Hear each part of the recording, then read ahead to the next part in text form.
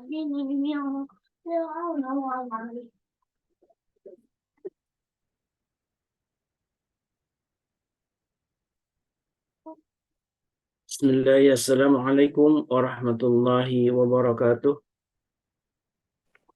Waalaikumsalam warahmatullahi wabarakatuh. Alhamdulillahilladzi arsala rasulahu bil huda wa dinil haq liyudhhirahu 'ala dini kulli wa kafa billahi syahida. Asyhadu an la ilaha illallah wa asyhadu anna Muhammadan abduhu wa rasuluh. Allahumma salli wa sallim wa karim wa barik ala nabiyyina wa syafi'ina wa maulana Muhammad wa ala alihi wa sahbihi wa man tabi'ahum bi ihsanin ila yaumiddin. Amma ba'd. Sahabatku Majelis Keluarga Indonesia yang insya Allah selalu dimuliakan Allah. Alhamdulillah wa syukurillah, di pagi ini kita kembali berjumpa dalam suasana yang penuh dengan rahmat Allah Subhanahu wa Ta'ala. Suasana yang kita masih berazam untuk selalu memperbaiki diri dengan cara kita mengikuti majlis-majlis ilmu. Dan di pagi ini alhamdulillah wa syukurillah, sebagaimana biasa kajian The Hisnul Muslim, The Series ya.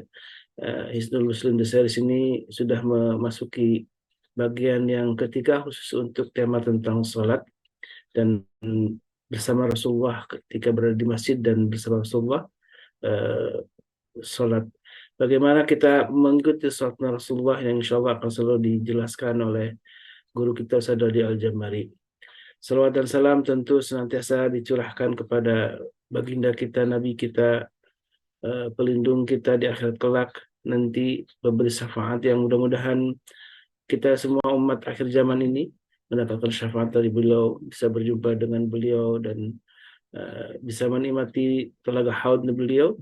Dan tentu semuanya karena kita cinta kepada sunnah-sunnahnya. Dan alhamdulillah wa syukurillah, dengan wasilah kita mulazamah di majlis ini, mulazamah dengan ilmu, mudah-mudahan ini bagian dari wasilah kita untuk mendapatkan ridha Allah Subhanahu wa Ta'ala. Sahabatku yang dimuliakan Allah, Majelis Keluarga Indonesia, di pagi ini pagi yang dirayakan sebagai hari kemerdekaan ya di Indonesia ya, tanggal 17 Agustus. Barangkali kalau background saya dan beberapa teman admin di MKI Nada Merah Putih, sebagai wujud kecintaan kita karena menurut para ulama, kecintaan terhadap bangsa itu juga bagian dari iman itu ya, para ulama. Istilahnya kalau di NU itu dengan hubbul watan minal iman. Tentu kecintaan tanah air itu bukan kecintaan yang buta ya, karena sebagaimana Rasulullah SAW ketika Rasulullah hijrah, kemudian Rasulullah kemudian melakukan Futuh Mekah, itu juga sebuah bagian kecintaan terhadap dinul Islam sesungguhnya, dan kecintaan terhadap tanah kelahirannya yang tanah yang harus dibebaskan dari penyembahan terhadap berhala. Karena itulah kemerdekaan yang sesungguhnya. Saya teringat dengan sebuah pernyataan Ridhi bin Amir ya, ketika menghadapi Kisra, menghadapi Panglima Rustum dalam perang Qadisiyah itu, sebelum terjadi perang besar itu, kemudian ketika dipanggil, ketika ditanya apa tujuan untuk berhadapan dengan Persia, yang itu menjadi sebuah negara adidaya, salah satu yang disebutkan oleh beliau itu seperti dalam riwayat, yaitu untuk membebaskan bin ibadatil ibad ila ibadatillah, untuk membebaskan seorang hamba dari menyembah kepada manusia kepada penyembahan kepada Allah Subhanahu wa Ta'ala. Dan alhamdulillah inilah sebuah kemerdekaan yang sesungguhnya bagi kita sebagai umat orang-orang beriman ya, yaitu membebaskan kita dari penyembahan terhadap selain kepada Allah Subhanahu wa Ta'ala. Baik, alhamdulillah guru kita sudah hadir di tengah-tengah kita. Dan assalamualaikum Ustaz Dodi, gimana kabarnya? Waalaikumsalam warahmatullahi wabarakatuh. Alhamdulillah bikhair. Wa anta kaif? Alhamdulillah khairin. Mudah-mudahan jamaah juga yang ada di sini, yang berada di Zoom, dan juga insya Allah mudah-mudahan yang ikut juga di Zoom maupun yang berhalangan tetap berada dalam rahmat Allah Subhanahu wa Ta'ala. Baik, Ustaz, kita akan lanjutin tentang Hisnul Muslim nih, Ustaz. Tema tentang sholat ini memang baru tema-tema awal. Setelah takbiratul ihram, kemudian ada Al-Fatihah yang diulas oleh Ustaz Dodi juga. Kemudian terakhir kita ngebahas tentang ruku, Ustaz ya. Ya. tentang ruku, dan ada beberapa doa yang disampaikan oleh Ustaz Dodi tentang berbagai bacaan ya, beberapa bacaan yang biasa dilakukan oleh Rasulullah SAW, dan eh, saya masih mencatatnya. Yang paling penting dalam ruku ini yang biasa dilakukan oleh Rasulullah adalah qadra qiyamihi. Jadi ruku Rasulullah itu memang qadra qiyamihi, jadi selama dengan berdirinya nih. Bisa bayangkan ya, kalau kita membaca surat Al-Fatihah kemudian ditambah dengan katakanlah surat pendek apa namanya ad-duha gitulah, itu berapa berapa lama tuh. Nah kalau Iya. dibandingkan ya begitu Rasulullah ketika sujud, ketika ruku lamanya gitu ya. Eh, dan Rasulullah tentu membaca ayat-ayat yang dan tidak hanya yang pendek, tapi juga ada ayat-ayat di dalam surat Al-Baqarah, dalam surat An-Nisa, dan surat yang lainnya. Betapa panjang ruku Rasulullah ya. Nah, Masya Allah, tabarakallah. Baik, Ustaz, tapi ya, silakan untuk falatul masykurah untuk melanjutkan kajian salat ini dari ruku berarti ke i'tidal ya. Falatul masykurah. baik. Syukran jazakumullah khair. Barakallahu fiik. Bismillah. Assalamualaikum warahmatullahi wabarakatuh. Waalaikumsalam. Wassalamualaikum warahmatullahi wabarakatuh.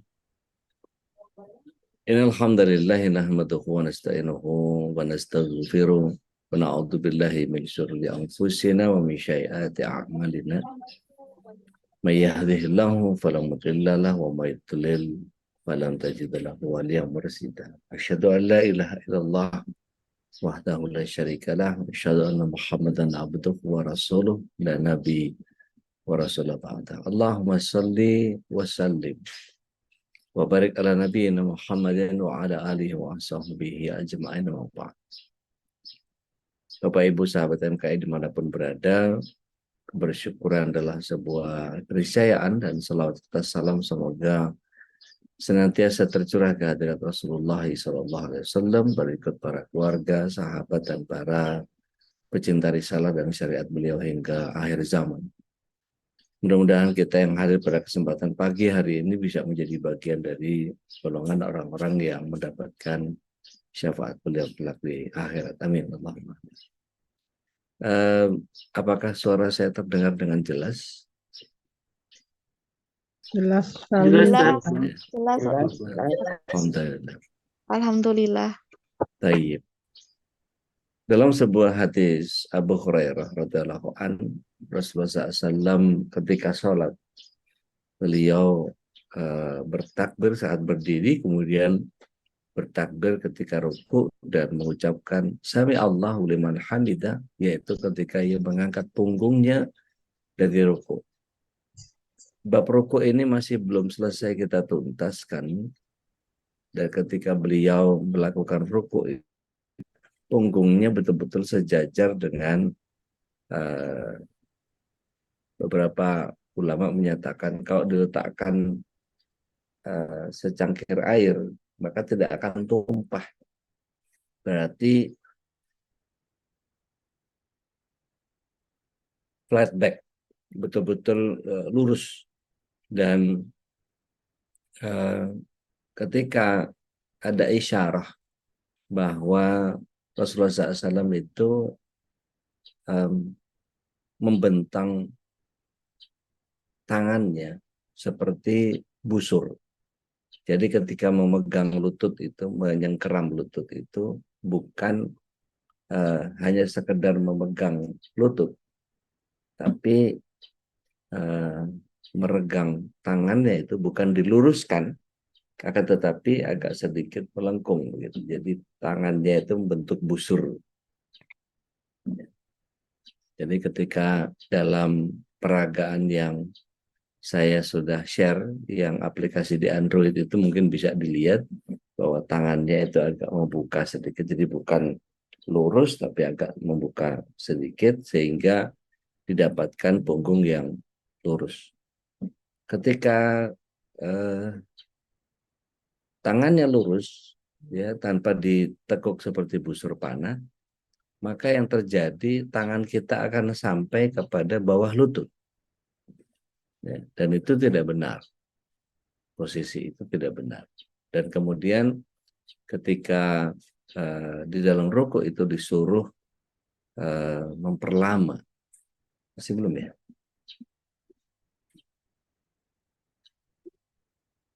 Jadi ketika sholat berjamaah, Rasulullah SAW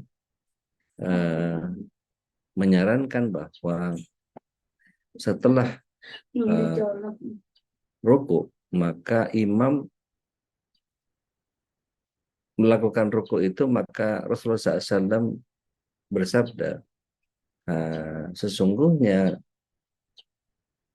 innama ja'ala al-imam itu betul-betul dijadikan di dalam sholat itu untuk diikuti. Jadi ketika imamnya bertakbir, maka bertakbirlah, jika ia ruku, maka rukulah. Akan tetapi yang disarankan oleh kita sebagai makmum adalah melakukan gerakan-gerakan sholat itu di dalam rukun sholat hanya setelah dilakukan imam. Jadi ketika saya sedang merancang lagi sholat berjamaah bersama imam, itu dalam bentuk aplikasi, mudah-mudahan mohon doanya. Kemudian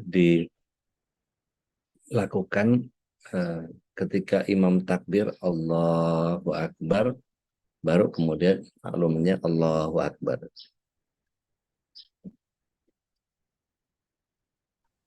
Seringkali kita melihat bahwa ada orang yang membersamai ya imam atau bahkan mendahului.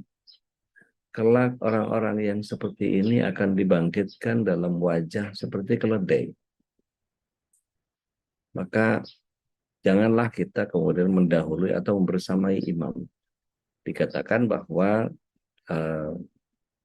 kalau dalam urusan tartib, maka hadis ini setelah imam ruku, barulah kemudian setelah itu makmum ruku. Bukan pada membersamai gerakan ruku. Artinya makmum tidak boleh menyamai gerakan rukunya imam. Maka ketika imamnya Allahu Akbar dalam ruku, maka baru makmumnya Allahu Akbar. Bukan berarti beliau Allahu Akbar terus langsung ikut. Gitu. Nah, ini yang mesti kita beritahukan kepada kerabat kita, keluarga kita, terutama para imam. Ya. Makanya menjadi bahagia sekali saya ketika para wanita di sini suaminya ikut ngaji, karena saya nggak terlalu yakin ibu-ibu yang ngaji ini menyampaikan kepada suami, gitu. Atau setidaknya rekaman kajian ini bisa di-share ke para suami. Zaman dulu ketika Rasulullah SAW mengajarkan begitu banyak hal dalam keislaman, maka para sahabat langsung belajar kepada Rasulullah SAW. Kemudian para sahabat ini pulang mengajarkannya kepada para istri, dan kemudian para istri mengajarkannya kepada anak-anak. Sehingga terjadi pembentukan masyarakat madani yang begitu luar biasa. Nah, di bab ruku ini tentu posisi punggung menjadi tegak lurus dengan kaki dan tidak miring dan tidak terlalu bungkuk. Tidak boleh terlalu bungkuk, tidak boleh terlalu tengadah. Jadi betul-betul flat back. Ya, berdasarkan dalil dari Ali bin Abi Thalib. Beliau menyatakan biasanya Rasulullah SAW jika ruku, andaikan diletakkan wadah air di atas punggungnya, maka tidak akan tumpah. Ya. Beberapa ulama menyatakan sanadnya lemah, tapi kesimpulan dari hadis ini secara keseluruhan, jalannya menuju sahih itu kuat, ya, tabit. Kemudian Abu Humaid As-Sa'idi radhiyallahu anhu menyatakan bahwa dahulu aku paling hafal di antara kalian terhadap tata cara sholat Rasulullah SAW. Aku melihat beliau ketika bertakbir, beliau menjadikan kedua tangannya sejajar dengan pundak, ya, sejajar dengan pundak, lalu membungkukkan badannya, lalu bergerak ruku. Nah, ini yang kemudian kepalanya sejajar dengan punggung, tidak mendongak, tidak pula menunduk. Ya, berdasarkan hadisnya Abu Humaid As-Sa'idi radhiyallahu anhu. Beliau menyatakan bahwa Rasulullah SAW ketika ruku, beliau meletakkan kedua telapak tangannya pada lututnya dan membuka jari-jarinya sambil membungkukkan badannya dengan kepala yang tidak mendongak dan tidak mendekati pahanya. Ya, tidak nunduk, tidak dongak. Tapi pandangan matanya tetap menuju ke tempat sujud. Karena sejatinya pandangan sujud itu hanya ada dua. Ya, ke tempat sujud dan ke tempat di mana tangan ketika tahiyat itu diisyaratkan. Terima kasih, Zek.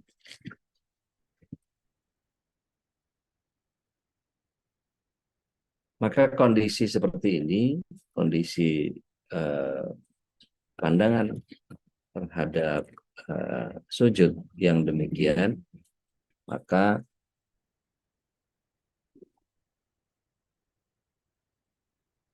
menjadi bagian yang sebaiknya kita ikuti. Ya.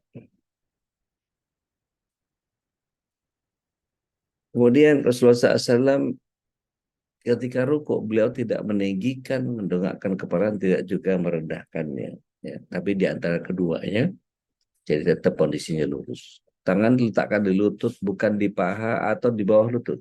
Ya. Sebagaimana hadis Abu Humaid tadi. Dan Rasulullah SAW ketika rukuk beliau meletakkan kedua telapak tangannya pada lututnya dan membuka jari-jarinya. Jadi bukan dirapatkan begini, ya, tapi dibuka pada saat pegang lutut. Ya. Dan disebutkan juga dalam hadis Wa'il ya, bin Hujr radhiyallahu anhu bahwa ketika Rasulullah SAW menghadapkan kiblat lalu bertakbir dan mengangkat kedua tangannya hingga sejajar dengan telinga, kemudian beliau memegang tangan kiri dengan tangan kanannya.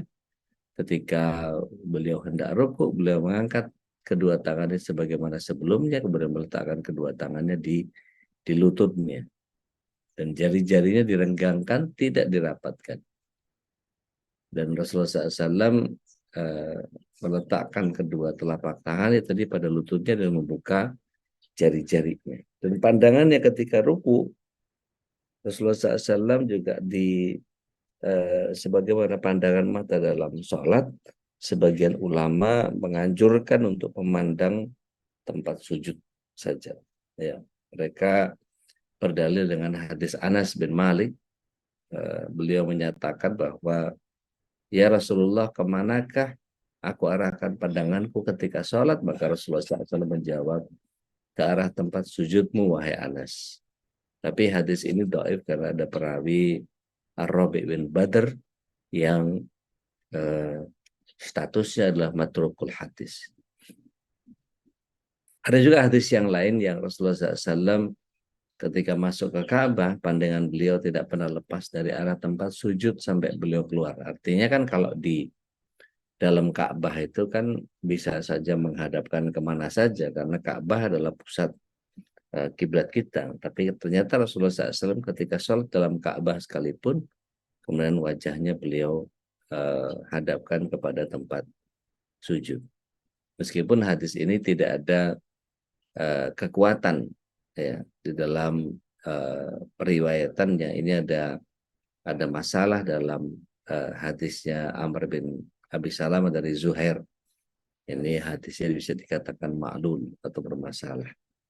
Tapi dalam sebuah kaidah, selama tidak ada hadis yang lebih baik dari itu, maka hadis lemah pun kita bisa jadikan sebagai isyarat. Maka Syekh Muhammad bin Shalih Al-Utsaimin menyatakan dalam hal ini perkaranya luas, jadi seseorang boleh saja memandang ke arah yang bisa membuatnya lebih khusyuk, kecuali ketika duduk ia memang ke arah jari telunjuk yang bicara tentang riwayat yang banyak tentang hal ini. Dan ada satu hal yang perlu kita pahami, yakni tumakninah di dalam rukuk. Tumakninah itu adalah berhenti sebentar. Bahkan artinya ketika kita tahu Imam Syafi'i rahimahullah ta'ala menempatkan bab tumakninah ini ada dari 12 rukun sholat itu 8 diantaranya tumakninah. Jadi betul-betul tidak boleh melakukan sholat ini tanpa tumakninah. Di dalam Bukhari Muslim, Rasulullah SAW juga menyatakan lalu ruku dengan tumakninah. Ya, bahkan Rasulullah SAW dalam banyak hadis menekankan pada umatnya untuk melakukan tumakninah dalam ruku. Di dalam hadis riwayat Bukhari Muslim yang lain, sempurnakanlah ruku dan sujud demi zat yang jiwaku berada di tangannya. Sungguh aku benar-benar memperhatikan kalian di balik punggungku ketika kalian ruku dan sujud. Maka di dalam sebuah sindiran, Rasulullah SAW juga menyampaikan hadis yang sebetulnya menyinggung para sahabat ketika itu. Beliau menyatakan pencuri yang bejat adalah orang yang mencuri dalam sholatnya. Maka para sahabat bertanya, ya Rasulullah, bagaimana mencuri dalam sholat itu ya Rasulullah? Maka beliau alaihissalam menjawab, yaitu dengan tidak menyempurnakan ruku dan sujudnya.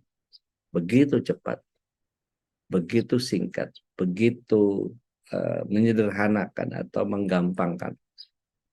Bahkan disebut di dalam hadis yang lain ada ancaman yang lebih keras lagi. Rasulullah SAW ketika melihat seorang lelaki yang tidak menyempurnakan rukunya dan ia begitu cepat dalam sujudnya, ya, mematuk-matuk dikatakan begitu, saking cepatnya ketika dia sholat, maka Rasulullah SAW bersabda, jika orang ini mati dalam keadaan seperti ini, maka dia tidak akan mati di atas jajarannya ajaran Muhammad. Ia mematuk-matuk seperti gagak mematuk daging, dan misalnya orang yang tidak menyempurnakan rukuknya dan mematuk-matuk seperti ini dalam sujudnya, seperti seorang yang lapar yang hanya memakan 1 atau 2 buah kurma, dan ini tidak mencukupi sedikit pun. Jadi secara kaidah fikih orang ini nggak benar sholatnya. Maka bahkan sebagian fuqaha mengatakan bahwa batas minimal tumakninah itu adalah sebatas mengucapkan 1 kali bacaan tasbih secara sempurna, ya, di dalam ruku itu. Ini kalau kita melihat kitab Mausu'ah Fikih Muyassarah, kita akan lihat persoalan itu. Jadi jangan pernah meremehkan bab ruku ini, karena ruku ini adalah bagaimana kita merendahkan diri ke hadapan Allah Subhanahu wa taala. Dalam sebuah hadis yang lain, Rasulullah SAW menyatakan, perpanjang ruku'mu karena sejatinya dosa-dosamu digugurkan ketika engkau sujud, ketika engkau ruku. Dan semua bagian ini kurang lebih lamanya sama. Jadi rukuknya Rasulullah SAW itu i'tidalnya, sujudnya, duduknya di antara 2 sujudnya, semuanya itu kira-kira sama lamanya. Nah, ini artinya membuat kita jadi paham bahwa Rasulullah SAW melakukan rukuknya tidak selalu lama seperti yang pernah saya sampaikan, ya. Bismillah. Allah karim. Nah, sahabat yang ini berarti rahmat Allah SWT, calon penghuni surga. Monggo saya kembalikan ke Ustaz Khalis ketika memang ingin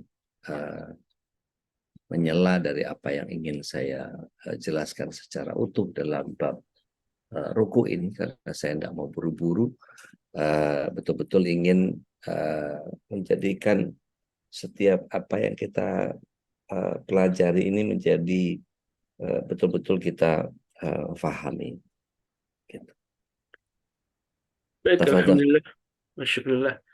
Silakan jamaah, nih kan kita tiap hari sholat ya, kita ruku tiap hari dalam sholat kita gitu ya.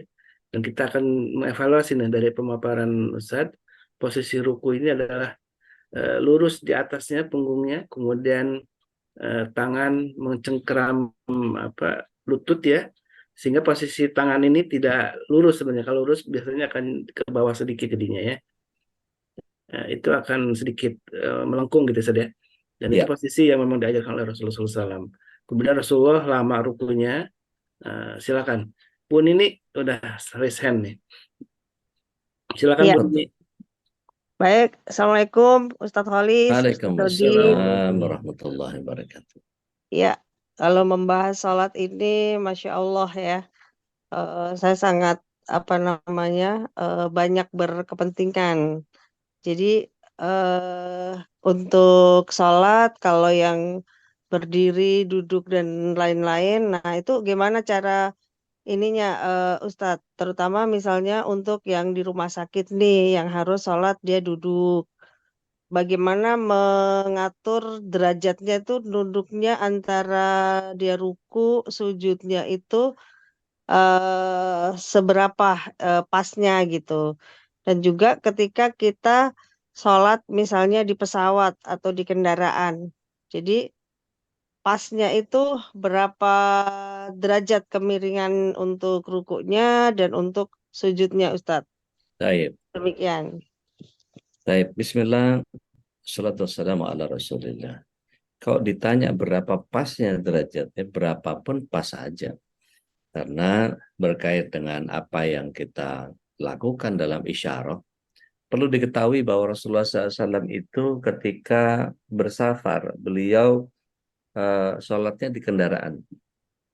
Dan beliau ada di atas tunggangannya. Beliau sholat menghadap apa saja dan tidak harus menghadapkan wajah dan tidak ada ukuran tertentu untuk kemudian melakukan ruku itu. Tapi ketika beliau alaihissalatu wassalam hendak sholat wajib, maka beliau turun dari tunggangannya, baru kemudian menghadapkan wajah ke kiblat dan kemudian sholatnya turun ke tanah, gitu. Maka kondisi ini yang kemudian kita bisa melihat bahwa oh, Rasulullah SAW ternyata sering juga melakukan sholat dalam keadaan isyarah. Jadi bagaimana idealnya, bagaimana pasnya, semua pas. Karena tergantung orang sakit, tekukan badannya setekuk apa. Kalau dia dirawat karena HNP misalnya, low back pain gitu ya, dia kena bagian lumbalnya atau sakrumnya yang terkena, dan kemudian dia tidak bisa sedikit pun melengkungkan kepalanya, maka ini bagian sulit buat dia mencapai ukuran tertentu. Maka semampunya saja, seberapa kuat dia menundukkan kepalanya dan memberikan isyarat itu. Bahkan di dalam kaidah darurat, kita di dalam masalah fikih ini mesti berlapang dada. Contoh misalnya, saya pernah juga sampaikan, ketika seorang dianggap teroris kemudian di penjara di Guantanamo sana, mereka dianiaya dengan sebegitu keji sama para sipir penjara itu. Perlakuannya memang mereka kepada orang Islam begitu bengis. Dibuka bajunya, disumpelin ke mulut, dilakban, kemudian digelandang ke tengah lapangan, diikat ke tiang, yang kemudian dipelorotin celananya, cuma tinggal pakai kancut doang. Kemudian diikat seluruh badannya itu ke tiang, dan kemudian mulai disundutin rokok, mulai dipopor pakai bedil, diludahi, ditonjokin, gitu, digebugin, bahkan sampai dikencingin karena menghinakan mereka. Kemudian katakanlah ketika itu matahari tepat di atas kepala, zawal. Maka ketika tergelincir matahari, waktunya sholat duhur. Bagaimana mungkin seorang yang diikat di tiang, kemudian dia bisa menutup dirinya, melakukan penghadapan ke kiblat? Bagaimana mungkin dia melakukan ketepatan berapa derajat sekian dan seterusnya untuk melakukan itu? Bahkan dalam keadaan seperti itu, dia kemudian dibebaskan dari rukuk dan sujudnya selama dia membayangkan rukuk dan sujudnya, meskipun hanya dengan gerakan kedipan mata. Jadi ketika terikat seperti itu dalam kedipan mata, Allahu Akbar, dia bayangkan dia sedang takbir. Allahu Akbar, dibayangkan dia sedang ruku. Allahu Akbar, kedipan mata lagi, dia sedang i'tidal. Allahu Akbar, terus begitu.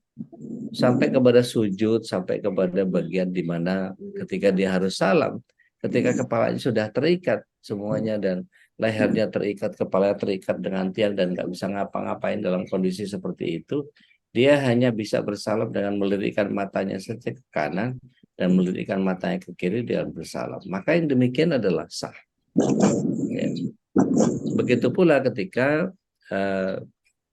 kita di pesawat, kita di kendaraan. Maka ketika di pesawat, ketika di kereta, tidak boleh kita meniru Rasulullah SAW, yaitu sholat di atas kendaraan. Kita nggak boleh, apalagi di pesawat, makin nggak boleh. Semua ulama melarang kita kalau dalam pesawat itu melakukan sholat di atas kendaraan, karena bolehnya di dalam kendaraan, gitu kan ya? Ya kan kalau keluar dari pesawat Udah terus jatuh ada. status. Astagfirullahaladzim. Oh, ini gede.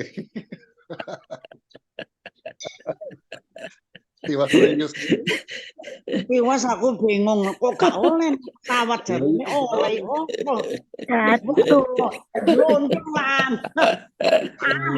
Bisa Ustadz asal diikat ke badannya ke pesawat. Allahu Akbar. Maka jangan serius-serius. Jadi ketika Nggak boleh kenapa betin Astagfirullahaladzim. Ya Allah. Jadi Belajar hari ini. Walat. Ketika ada di pesawat dan kemudian kita duduk, maka rukuklah sebatas kita rukuk yang memang disyaratkan. Sujudlah seperti sujud sebagaimana kita mampu mengerjakannya. Jadi para ulama sepakat bahwa boleh menundukkan kepala sedikit untuk rukuknya dan kemudian membungkukkan kepala lebih dalam untuk sujudnya. Dan itu disepakati oleh begitu banyak ulama. Begitu. Jadi tidak ada ukuran yang pas harus berapa derajat ya, Bu Nini. Jadi berapa saja monggo, silahkan. Nah, masalahnya kalau kendaraan kita adalah mobil yang sekarang ini ada rest area gitu ya. Kalau kita lihat saudara-saudara kita di Dubai misalnya gitu ya. Saya pernah waktu Desert Safari itu mereka karena buru-buru ngejemput kita, mungkin dia baru juga mengerjakan satu etapa awal, maka dia sempatkan untuk kemudian sholat pada saat kita di rest area, dan itu terjadi di terjadi di padang pasir. Dia cuma motong tempat sujudnya, dia wudhu dengan air botol, kemudian dia menghadapkan wajahnya ke kiblat, dia gelar sajadahnya, dia sholat gitu. Dan buat kita yang sering ke Timur Tengah, hal itu udah biasa. Bahkan yang unik lagi, tabrakan begitu jeger tabrakan di tol gitu ya, atau di jalan bebas hambatan. Kalau sana kan nggak bayar. Begitu tabrakan, mereka nggak ada berantem itu. Tabrakan ya udah, ya emang takdirnya begitu gitu ya, santai saja. Mereka panggil polisi, kemudian sambil menunggu polisi datang, qadarullah datang maghrib. Itu Allahu Akbar, gelar saja ada bisa bareng itu. Imam makmum itu yang ditabrak sama yang nabrak, wah di kita nggak akan terjadi itu seperti itu. Yang ada gebuk-gebukan itu. Itulah hebatnya kemudian persoalan-persoalan ukhuwah Islamiyah ini kalau ditanamkan dengan begitu luar biasa, insya Allah berharap satu saat ke depan seluruh rakyat Indonesia ini menjadi anggotanya Majelis Keluarga Indonesia. Berharap seperti itu. Allahumma amin. Sehingga tahu betul ilmunya bagaimana menjalankan seluruh bagian yang kita inginkan, cita-citakan bersama menjadi keluarga yang sakinah mawaddah warahmah itu se-Indonesia gitu. Nah, makanya visinya ada pada namanya ya, Majelis Keluarga Indonesia. Jadi bukan Majelis Keluarga jamaahnya Babe Haikal saja gitu. Nah, kembali kepada Mbak Nini bahwa tidak ada ukuran yang pas berapapun selama kondisinya seperti itu. Kalau misalnya dia usus buntu gitu ya, operasi usus buntu, dia bisa sambil naikin bangkunya gitu ya, apa naikin ranjangnya gitu ya, dari di recline gitu, begitu dinaikin gitu, maka cukup dengan itu dia isyarat sedikit saja gitu ya.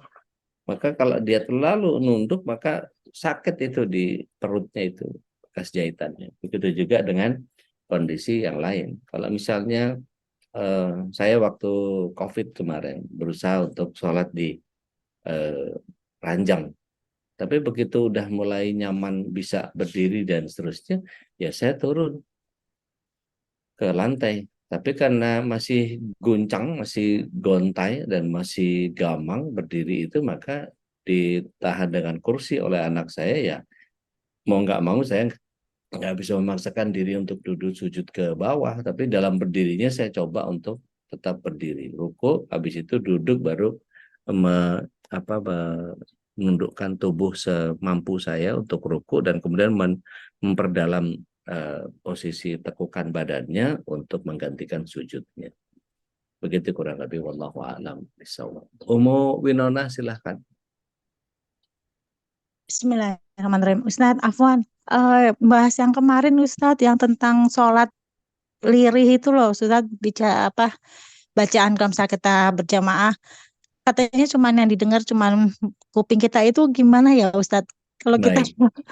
kurang ini kayak berarti nggak boleh komat kamit tapi harus ada suaranya. Mohon penjelasannya Ustadz Afwan. Baik. Bismillah, salatu wassalamu ala rasulillah. Itu dalam tataran fikih yang detail memang kita lihat betapa Rasulullah SAW melarang kita pada sholat-sholat yang sirriyah, duhur asar, itu membaca keras sehingga mengganggu imam, gitu ya. Sampai turun surat 7 ayat yang ke-204. Surat 7 ayat ke-204 itu bicara tentang bab sholat. Bukan seperti, mohon maaf, ibu-ibu di pengajian itu seringkali baca ayat ini sebagai pembukaan pengajian, gitu ya. Apabila dibacakan ayat suci Al-Quran, maka diam dan dengarkan agar engkau mendapat rahmat. Seolah-olah baca Quran yang di dalam kajian seperti itu. Padahal itu ayat turunnya adalah ketika Rasulullah SAW jadi imam sholat yang jahriyah. Kemudian ada yang kemudian membaca, ya, ada yang membaca juga. Maka itu terdengar oleh Rasulullah SAW. Artinya kalau ada di belakang Rasulullah SAW sampai terdengar ke Rasulullah SAW, berarti ya itu berarti dijahar, bukan disir, gitu ya. Sampai selesai Rasulullah SAW bersalam, kemudian Rasulullah SAW balik badan, siapa tadi yang kalian ikut membaca Al-Quran? Saya ya Rasulullah. Dia berharap dia dapat komplimen dari Rasulullah SAW. Ternyata dimarahin sama Rasulullah SAW. Apakah engkau hendak menggangguku, kata Rasulullah SAW. Maka beliau langsung terdiam. Tidak ya Rasulullah. Maka turun ayat itu. Surat 7 ayat 204. A'udzubillahi minasyaitonir rajim. Wa idza quri'al Qur'an fastami'u lahu wa ansitu la'allakum turhamun. Apabila dibacakan Al-Quran, maka diam dan dengarkan. Itu yang dimaksud adalah wa idza quri'al Qur'an fi shalah. Ya, semua ulama sepakat bahwa asbabun nuzul daripada ayat itu adalah fi shalah. Jadi tidak boleh orang kemudian jadi makmum, kemudian dia ikut membaca sampai-sampai kemudian imam mendengar itu. Jadi artinya kalau dibaca sir, kita baca sendiri, tapi jangan sampai suara itu mengganggu orang lain di sebelah kita. Gitu. Jadi kadang-kadang kita sering kali ketemu, nah ini kawan-kawan saya di barusan hari apa itu, Jumat lalu, Jumat lalu saya diajak sama Bang Cipoy itu. Saya makan di tempat Anis di Emerald Tree, oh siap, begitu. Ternyata ada udang di balik rempeyek gitu, sama di balik bakwan. Begitu saya di situ ditraktir makan, ternyata dia nanya-nanya gitu, konseling. Maklumlah konsultan kan, dikontak kalau kesulitan.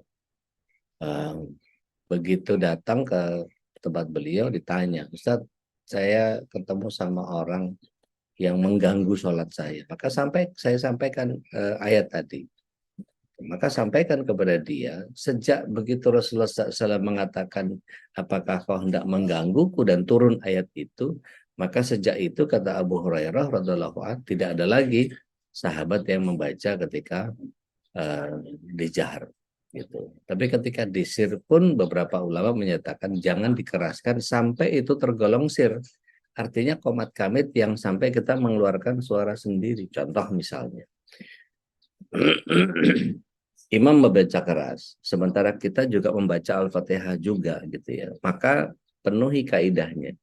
Ketika imam membaca, maka dalam kaidah yang awal adalah kita makmum tidak perlu membaca Al-Fatihah karena aminnya kita adalah bacaan Al-Fatihahnya imam tadi.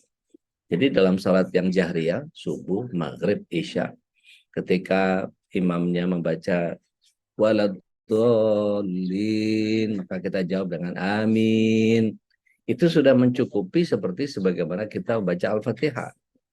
Memang ada sebagian ulama yang menyatakan tidak sah kalau kemudian seorang yang sholat itu tidak membaca Ummul Kitab. Tetapi terbantahkan dengan pendapat pertama yang paling kuat tadi. Ya. Kemudian ada lagi mengatakan bahwa di sela-sela. Jadi kalau imamnya baca Alhamdulillahirabbil alamin, itu Syekh Al-Hudayfi itu yang di Imam Madinah ya. Nah, langgamnya atau dognya seperti itu. Maka kita membaca Alhamdulillahirabbil alamin. Ar-Rahmanir-Rahim. Kita baca Ar-Rahmanir-Rahim. Tapi kalau ditanya dalil dari mana? Tidak ada. Itu hanya ijtihad para ulama saja. Ada yang kemudian di kalangan sebagian ulama di kita yang kemudian berpegang kepada Asy-Syafi'iyah, perlu kita pahami bahwa ulama Syafi'iyah itu berarti bukan langsung dari Imam Syafi'i, tapi murid-muridnya Imam Syafi'i yang bermazhab Syafi'i, sehingga dikatakan sebagai ulama Syafi'iyah. Mereka menyebutkan bahwa membaca Al-Fatihah itu ada di setelah amin. Jadi begitu amin, baru dia baca sendiri. Makanya kalau kita perhatikan sebagian imam-imam di kita gitu ya, yang bermazhab Syafi'i, itu biasanya menunda untuk langsung membaca surat pendek. Gitu. Jadi biasanya ghairil maghdubi alaihim waladdallin. Amin. Dijeda dulu sebentar. Kira-kira setengah Al-Fatihah baru kemudian Bismillahirrahmanirrahim. Gitu. Nah, itu ada pendapat yang ketiga tadi. Nah, saya cenderung kepada pemilihan yang amin saja sudah mencukupi itu. Karena berkaitan dengan asbabun nuzul surat 7 ayat 204 tadi. Dan kemudian berkait dengan contoh-contoh yang Rasulullah SAW berikan seperti itu. Wallahu a'lam bishawab. Maka bertindaklah, beramallah, berlakulah seperti sebagaimana kita punya ilmunya. Ketika memang ada dalil yang kita gunakan, ada hujah yang kuat untuk kita pertanggungjawabkan di hadapan Allah SWT, monggo, silahkan, nggak ada masalah. Gitu ya, umumnya ya. Nah, Ustadz, tambah satu Ustadz, kalau pas lagi safar, Ya. bukan safar, afwan, lagi perjalanan kan dari ke kantor, pulang ke rumah tuh kan biasa macetnya nauzubillah min dzalik tuh Ustadz. Iya. Kita udah prepare nih, kayaknya insya Allah sampai. Tapi daripada kita takutnya nggak kenapa-napa, kita coba bawa jamak gitu Ustadz. Ya. Berdosa Kak Ustadz? Nanti pas sampai di tempat, baru kita ulang lagi sholat tersebut. Kalau misalkan dapat waktunya gitu loh Ustadz. Kalau misalnya nggak dapat, alhamdulillah tadi udah terbayar gitu loh Ustadz. Salah nggak sih Ustadz? Afwan jidan. Bismillah, wassalatu wassalamu ala rasulillah, syukur ala wajib. Dalam kaidah Imam Syafi'i, dibolehkan kita sholat hormat waktu. Jadi ketika macet seperti itu, kita bisa terapkan sholat tepat waktu itu, menghargai waktu, hormat waktunya. Jadi ini kalau nyampe, ini saya akan sempurnakan lagi dengan sholat yang sempurna. Tapi untuk menghargai waktu, maka saya akan lakukan sekarang. persoalan yang harus kita pahami adalah ini masih belum sampai kita kepada bahasan ini. Ini umumin ini nyalip di tikungan ini. Jadi Ibnu Abbas radhiyallahu anhu pernah menyampaikan bahwa Rasulullah SAW pernah menjamak duhur dengan asar dan juga maghrib dengan isyanya di Madinah tanpa uzur, tidak ada safar. Maka kemudian para tabi'in dan sahabat yang lain bertanya kepada Ibnu Abbas, untuk apa Rasulullah SAW mengerjakan itu, wahai Ibnu Abbas? Maka Ibnu Abbas radhiyallahu anhu menyatakan Rasulullah SAW tidak hendak menyulitkan umatnya. Jadi apakah boleh kita melakukan jamak seperti yang tadi ditanyakan oleh Ummu Winana? Jawabannya boleh, gitu. Dan menyempurnakannya kembali tatkala memang masih ada waktunya. Tapi setidaknya kalau udah karena macetnya naudzubillah tadi, gitu ya, ada dua pilihannya. Jangan kerja, gitu ya. Jadi biar enak, gitu. Atau nunggu tadi waktunya. Dan dibolehkan seperti itu. Jadi kalau nggak mau terganjal sholatnya, maka tarik mana yang bisa ditarik, apakah ditakdim, apakah ditakhir, maka ini menjadi pilihan kita. Dan menurut Imam Syafi'i dibolehkan keduanya.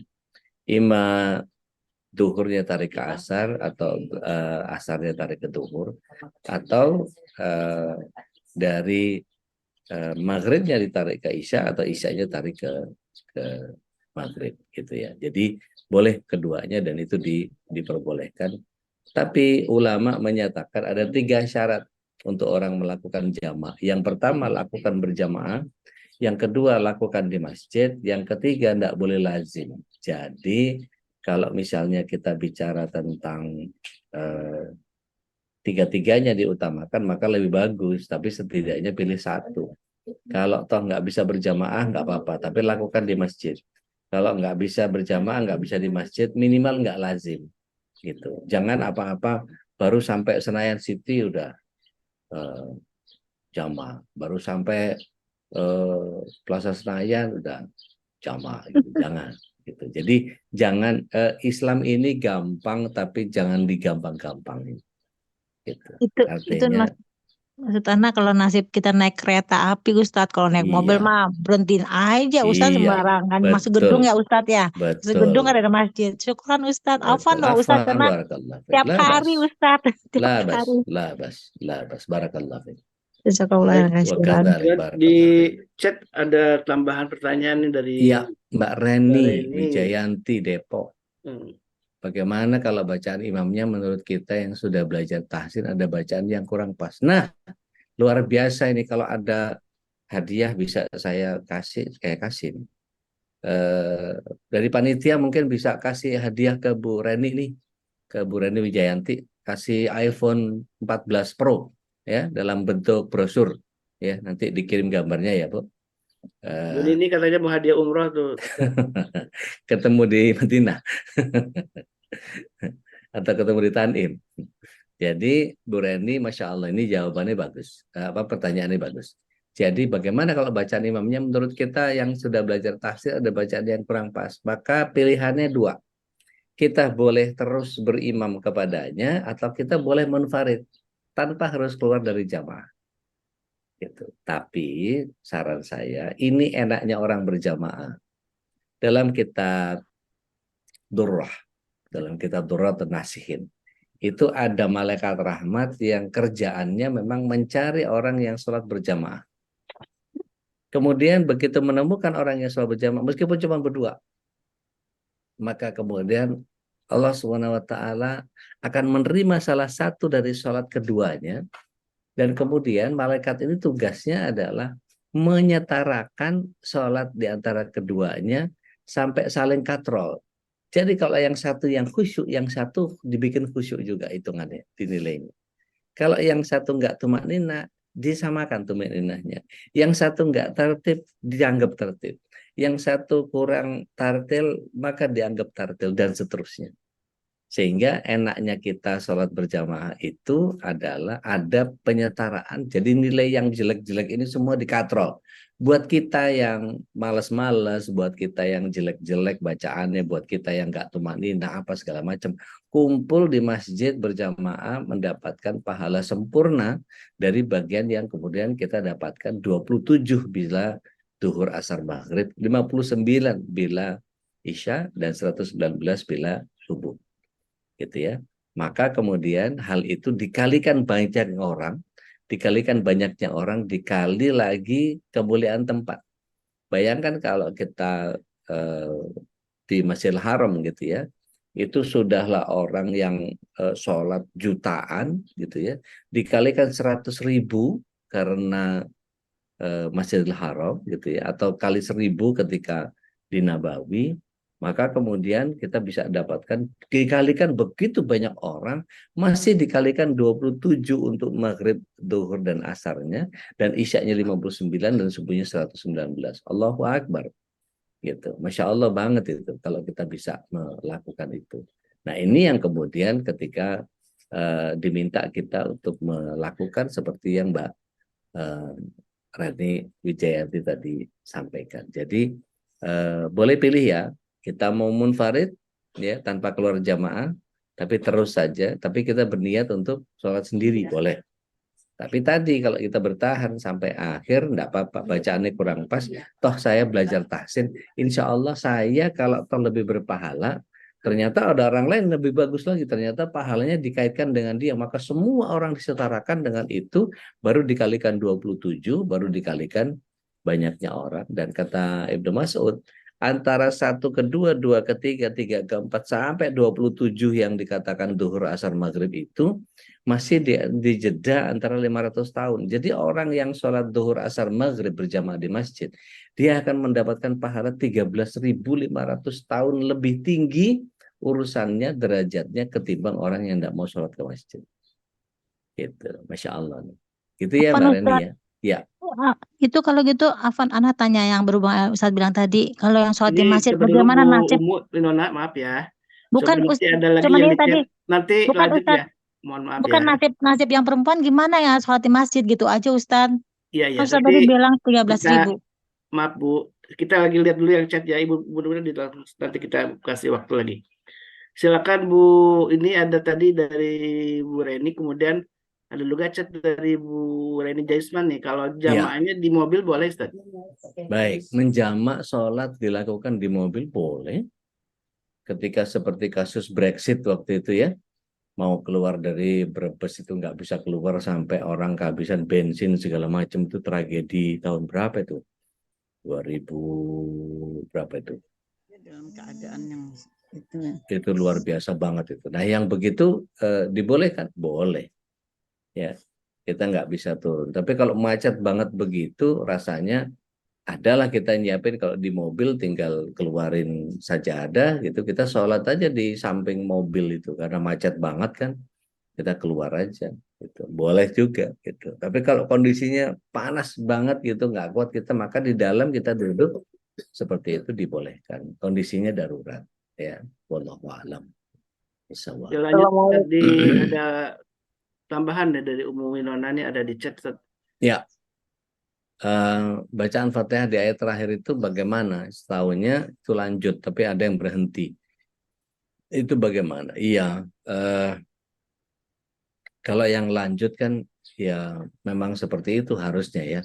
Tapi kalau tadi saya bilang kalau terjadi perbedaan pada fikih itu mohon berlapang dada, mohon luaskan hati, sehingga ketika kita duduk pada amalan yang kita tahu hujahnya, maka saya sering kali bilang sama begitu banyak jamaah banyak, belajarlah yang benar, jangan merasa paling benar. Jadi ada toleran terhadap apa yang orang lain lakukan, tidak melulu kita yang belajar yang benar terus bisa nyala-nyalain orang, enggak. Tapi lebih kepada bagian yang kemudian kita belajar yang benar, kita terapkan yang benar. Kalau ada orang lain kemudian berbeda, husnuzon saja bahwa dia mungkin punya dalil, gitu ya. Wallahu a'lam. Bissawab. Assalamualaikum Ustaz. Belum Ya, bertanya lanjut nih, Ustaz. sebentar tambahan ya, sedikit. Uni ya. Uni Ona, Oke, Ustaz. sebentar. Yang berhubungan Oke, dengan Ustaz. pahala tadi, bagaimana dengan yang perempuan? Perempuan itu kata Ibnu Umar, dikatakan mengerjakan di rumah itu ada tambahan satu lebih tinggi. Jadi ketika kami para pria ini mengerjakan di masjid 27 untuk zuhur asar maghrib, 59 untuk isyaknya, 119 untuk subuhnya. Maka ketika mengerjakan di rumah, 28 untuk para istri di rumah. 59 untuk isyaknya, 120 untuk subuhnya. Masya Allah. Gitu ya. Jadi lebih tinggi. Wallahu a'lam. Bisa. Uni Ona, silahkan. Maaf Ustadz, nanyanya Ya. agak 2 pertanyaan boleh Ustadz? Mangga, silahkan. Oke. Jadi gini Ustadz, saya kan ini mungkin hadisnya benar atau apa ya. Jadi gini Ustadz, kan ada hadis itu di dalam hadis itu dikatakan kalau kita mengerjakan sholat sunnah 4 rakaat, 2 sebelum zuhur dan 2 rakaat sesudah zuhur, Allah akan bangunkan kita rumah di sorga, ya kan? Iya. Masalahnya saya itu kan suka galau tuh Ustaz. Jadi kan kalau kita lagi misalkan kita kayak di masjid nih, di musola atau di masjid kan, pengen dapat rumah di sorga. Tapi ini imamnya sholat jamaah. Tapi kalau sholat jamaah kan 27 rakaat. Tapi imamnya itu kita nggak bisa jadi sholat yang 4 rakaat sebelum zuhur itu. Nah itu kita sebaiknya milih yang mana itu Ustaz? Saya ragu tuh. Apa kita milih yang sholat kita sendiri dibangunkan rumah di sorga? Apa kita bagusnya sholat berjamaah dapat 27 rakaat? Itu gimana yang bagusnya? Itu yang pertama. Yang kedua gini Ustaz. Misalkan gini, kita kan lagi, misalkan kayak saya ini lagi tengah sholat zuhur sendiri kan. Tiba-tiba datang tuh beberapa bapak-bapak sholat berjamaah. Itu saya bilang, aduh ini kalau sholat berjamaah pahalanya 27 rakaat. Apakah perlu saya mengulang sholat, saya batalin sholat saya yang tadi lagi nanggung ini, ikut bapak-bapak itu ulang dari awal, atau gimana itu caranya bagusnya kayak gitu? Gimana tuh Ustaz? Baik. Onde, Monday, Tuesday, Wednesday. Gini nih. Bismillah, salatu wassalamu ala Rasulillah.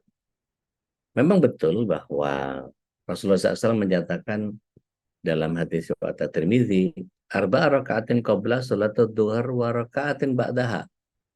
Ya, bukan 4, tapi raka'atin ba'daha, 2 setelahnya. Memang ada hadis yang lain menyatakan bahwa 4 rakaat setelah duhur, tapi itu yang ghairu muakkadah. Jarang dilakukan Rasulullah SAW, yang sering cuma 2. Maka buniyallahu lahu baitu fil jannah, dibangunkan oleh Allah SWT istana di surga. Kemudian kita mengerjakan di masjid. Terus kemudian mereka sedang mengerjakan sholat berjamaah duhur. Mana yang lebih penting? Saya mendingan di rumah bisa mengerjakan 4+2 yang di duhur tadi, atau berjamaah di masjid sehingga saya dapat pahala yang banyak. Saran saya, Uni bisa kerjakan bareng sama imam karena datang kita mungkin terlambat gitu ya. Kemudian setelahnya kita ganti yang tadi qobliyah, kita jadikan ba'diyah. Jadi nggak apa-apa. Rasulullah SAW pernah lakukan itu. Jadi begitu ba'da asar, Rasulullah SAW ditanya sama Ibunda Aisyah, Bu Aisyah, kenapa engkau sholat? Biasanya engkau melarang orang untuk sholat di waktu ini. Tadi aku tidak sempat melakukannya. Jadi dibolehkan untuk mengganti sholat yang dilakukan di qobliyah dipindahkan ke ba'diyah. Misal kita datang ke satu masjid, ada kajian, tapi kita belum sholat tahiyat masjid. Begitu tutup majelis, kita berdiri untuk sholat tahiyat masjid. Nggak apa-apa. Jadi digantikan dengan kondisi yang belum kita kerjakan untuk mendapatkan keutamaannya. Gitu ya Uni. Wallahu a'lam. Yang masalah yang tadi kita lagi yang sholat kedua. sendiri itu, Ya. yang kedua ya Pak Ustaz. Yang kedua, ketika kita sedang sholat sunnah atau sholat sendiri, terus kemudian ada datang jamaah. Bagaimana itu? Bukan sholat sunnah Pak Ustaz, sholat wajib zuhur. Sholat wajib ya. Wajib zuhur, kemudian datang yang lain. Maka boleh dibatalkan yang kita sholat sendiri itu, kemudian berimam bersama yang berjamaah gitu. Untuk mengambil banyaknya pahala tadi. Wallahu a'lam. Gitu ya Ustaz. Ya. Oke, jazakillah khair Ustaz. Wa kadzalik. Baik, Ustaz. Mestinya jazakallah ya, kalau jazakillah buat perempuan ya. Oh iya, maaf Ustaz. Nggak apa-apa, berasa agak gimana gitu ya. Ustaz, ini tadi soal ruku nih belum ada yang ngebahas nih soal ruku. Ini Hmm. kalau dalam kondisi tertentu kan tidak semua orang paham dan mampu untuk ruku panjang, Ustaz. Ya. Apalagi sudah tua ya. Saya menemukan juga ada beberapa masjid yang jamaahnya banyak yang sudah sepuh gitu ya. Ya. Ketika kita ingin menerapkan tadi sunnah Nabi itu untuk memperpanjang ruku itu khawatir ada suatu masalah gitu di punggungnya atau apa gitu ya. Ya. Sehingga memilih jalan ya udah sewajarnya dan yang mungkin bisa dilakukan oleh mereka gitu, diikuti Ya. oleh mereka gitu. Baik. Bismillah, salatu wassalamu ala Rasulillah. Ibnu Mas'ud pernah dimarahin sama Rasulullah SAW karena beliau membaca Ar-Rahman. Maka kepanjangan gitu. Sementara ada orang yang uzur. Dimarahin sama Rasulullah SAW. Itu maksud kenapa engkau tidak membaca Insyirah gitu, Alam Nasyrah atau Wadduha atau yang pendek-pendek. Kenapa enggak udah baca itu? Gitu. Untuk itu makanya Rasulullah SAW mengerjakan itu di sholat sunnahnya. Jadi mengerjakan rukuk panjang itu biasanya di sholat sunnahnya. Jadi bukan di sholat wajib. Memang pernah beberapa kali Rasulullah SAW melakukan agak panjang dalam sujud atau rukuknya, tapi itu hanya sesekali, tidak lazim. Dan itu pun ketika sujud lama, pernah satu kondisi di mana para sahabat itu kemudian mendongakkan kepalanya, ternyata Rasulullah SAW masih sujud. Maka beliau sujud lagi. Begitu ditanya, ya Rasulullah engkau lupa? Bukan, aku bukan lupa. Aku tidak suka kalau cucuku ini belum puas bermain-main denganku. Jadi Hasan Husain itu ada di punggungnya Rasulullah SAW. Sampai mereka turun, baru Rasulullah SAW mengangkat beliau. Masya Allah, sepele banget gitu. Itu artinya sholat ini kondisional. Yang ketika Rasulullah SAW akan menyegerakan cuman sekedar duduk di antara dua sujud, itu cuman baca Rabbi firli, beliau sujud lagi. Apa yang menyebabkan beliau begitu? Karena mendengar suara anak yang menangis. Jadi kondisional nanti kalau kita lihat secara keseluruhan.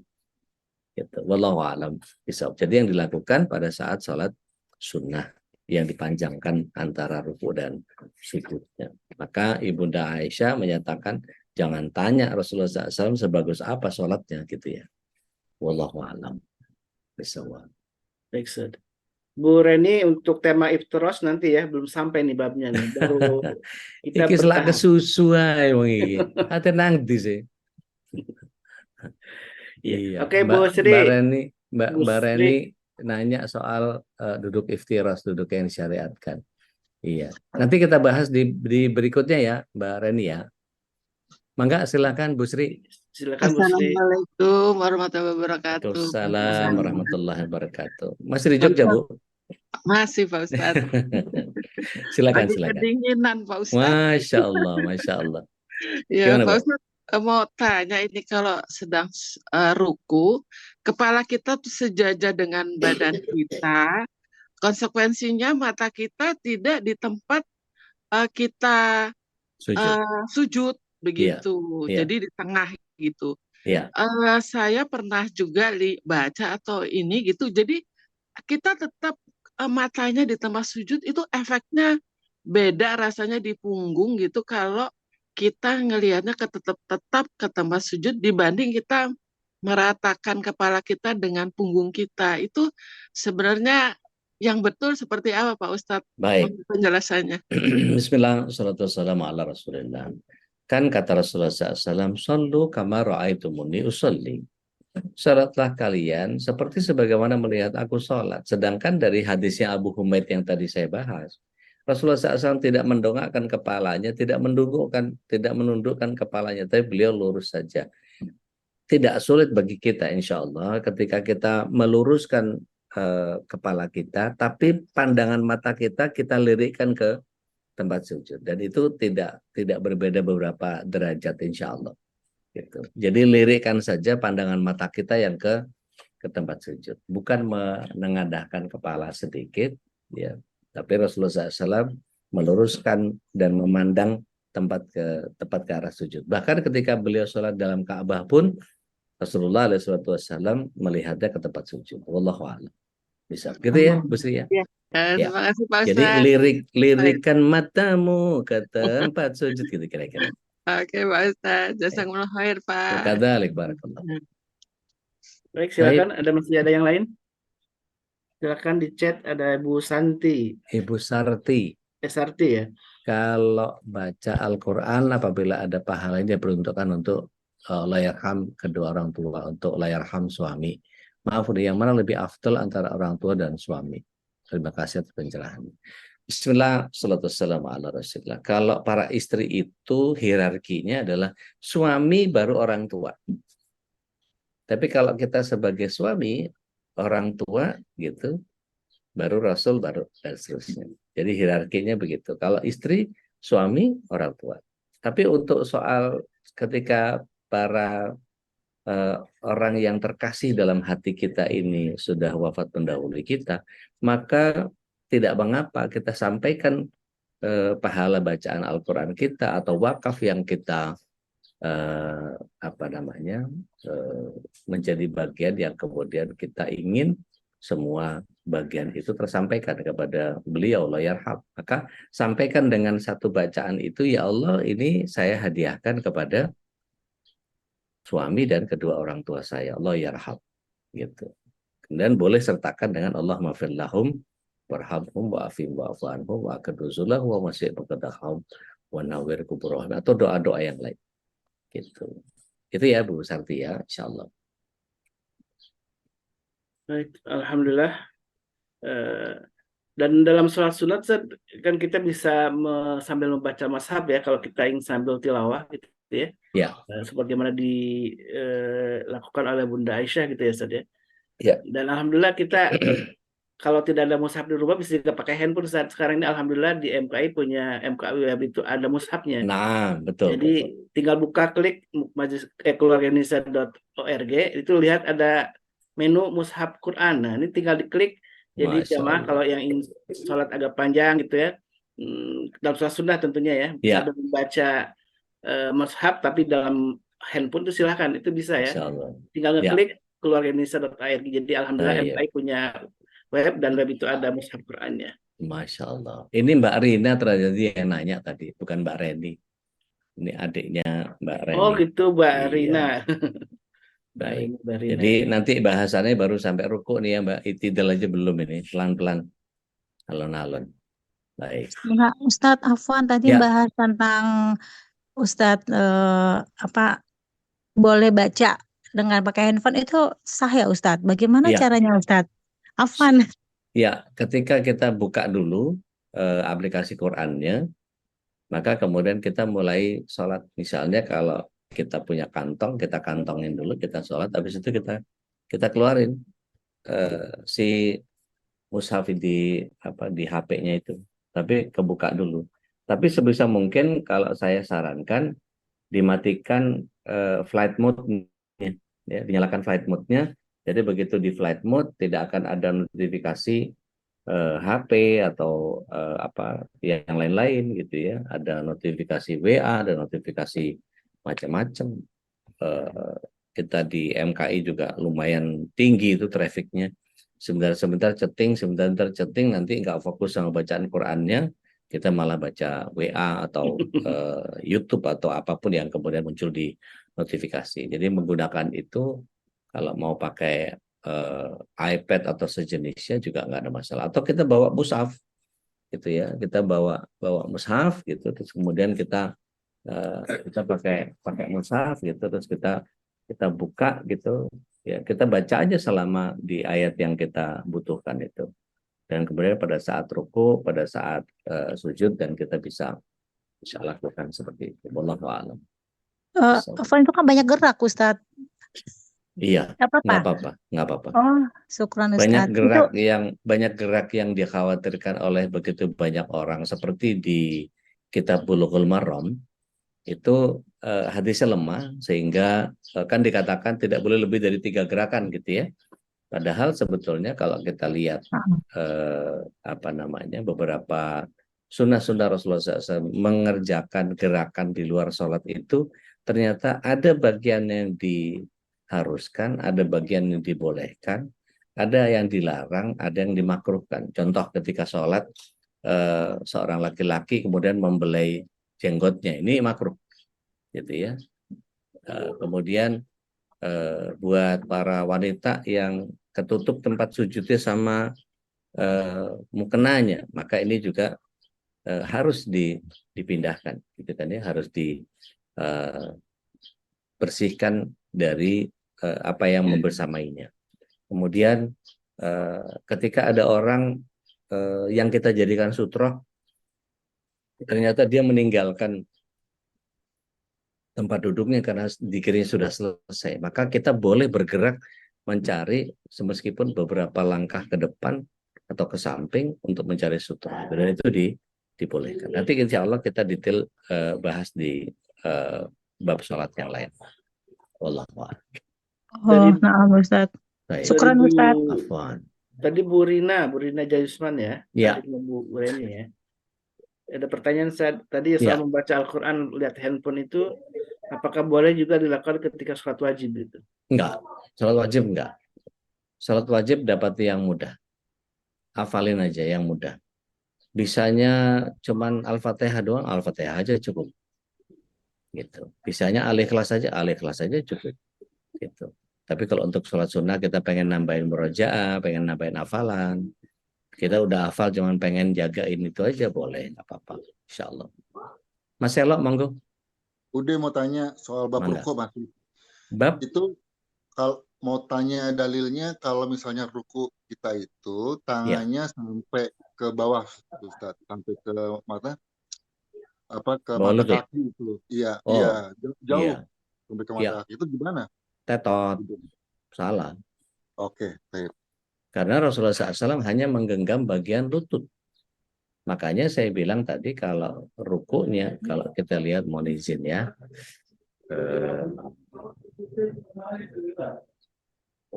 17-an. Teriak ya. Nah, ini dia.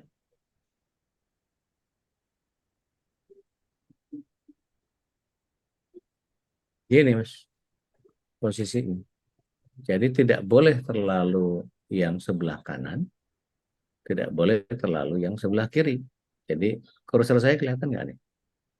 Kelihatan tuh. Ini di atas paha, gitu kan ya. Ini di bawah paha. Tekukannya kemudian kalau ini diluruskan menjadi ke dekat mata kaki, maka ini tidak dibolehkan. Yang benar adalah di lutut dan tangannya membusur, gitu. Nanti insya Allah saya ada VT yang saya koreksi beberapa bab sholat itu, insya Allah saya coba share di MK, insya Allah. Siap. Jazakallah khair, Ustaz. Bukan tarik barakallahu. Tapi Ustaz Khalis, Ana mohon izin karena mau ke Kuningan jenguk anak ketiga, jadi Ana alafu kalau ada pertanyaan lagi, Ana mohon izin live karena langsung mau berangkat ke Kuningan. Jadi saya mohon izin live, kurang lebihnya mohon maaf. Wassalamualaikum warahmatullahi wabarakatuh. Barakallahu fiik. Assalamualaikum warahmatullahi wabarakatuh. Waalaikumsalam warahmatullahi wabarakatuh. Diamanillah Ustaz Dodi. Waalaikumsalam warahmatullahi wabarakatuh. Assalamualaikum warahmatullahi wabarakatuh. Baik jamaah yang dimuliakan Allah, alhamdulillah kita sudah menuntaskan satu bab ya. Bab ruku lumayan panjang, 2 sesi ya, dulu episode di lalu dan sekarang pekan ini. Insya Allah kita akan menentukan lagi bab yang lainnya lah selanjutnya, yaitu bab i'tidal, dan selanjutnya di pekan depan insya Allah. Mudah-mudahan Allah mampukan kita untuk selalu mengikuti kajian ini, karena ini sangat penting sekali untuk memperbaiki sholat kita ya. Karena adalah sholat yang paling utama, yang amal yang pertama kali dihisab di akhir adalah sholat. Maka kita harus tetap punya keinginan untuk mengilmui sholat kita dengan berbagai macam kajian dan rujukan dari sunnah Nabi SAW. Baik jamaah yang dimuliakan Allah, alhamdulillah syukurlah, mudah-mudahan Allah selalu berkahi kita dan Allah berikan solusi kepada jamaah yang ada kesulitan, kemudian Allah juga sehatkan angkat penyakitnya bagi jamaah-jamaah yang sedang dalam keadaan sakit. Kemudian kami informasikan juga insya Allah di tanggal 2 September akan ada khitanan massal bersama guru-guru kita, ada Ustaz Haikal Hasan, ada Ustaz Dodi, dan juga Ustaz Tuan Guru Suparnopaja, ada beberapa guru insya Allah akan hadir.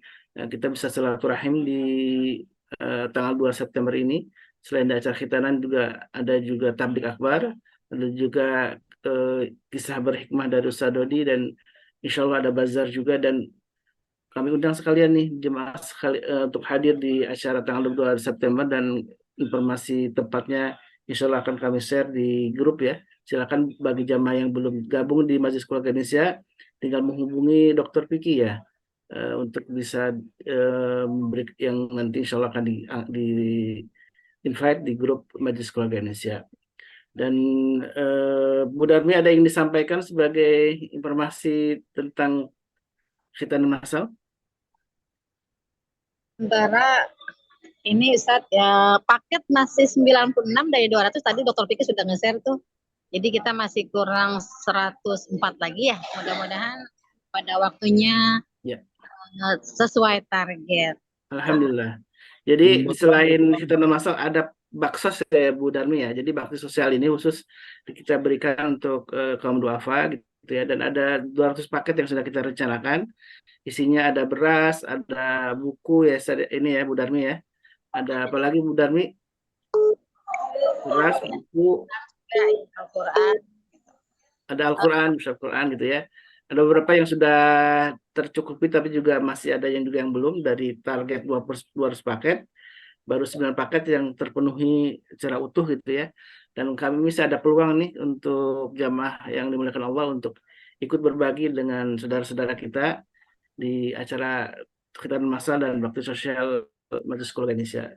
Silakan untuk menghubungi Bu Darmi atau panitia yang lain ya. Silakan di grupnya masing-masing. Insya Allah kita akan diberikan penjelasan lebih detail lagi. Mari kita tutup kajian ini dengan doa kafatul majlis. Subhanakallahumma wa bihamdika asyhadu an la ilaha illa anta astaghfiruka wa atubu ilaik. Al-afwu minkum. Wabillahi taufiq wal hidayah. Wassalamualaikum warahmatullahi wabarakatuh. Waalaikumsalam warahmatullahi wabarakatuh. Bismillah.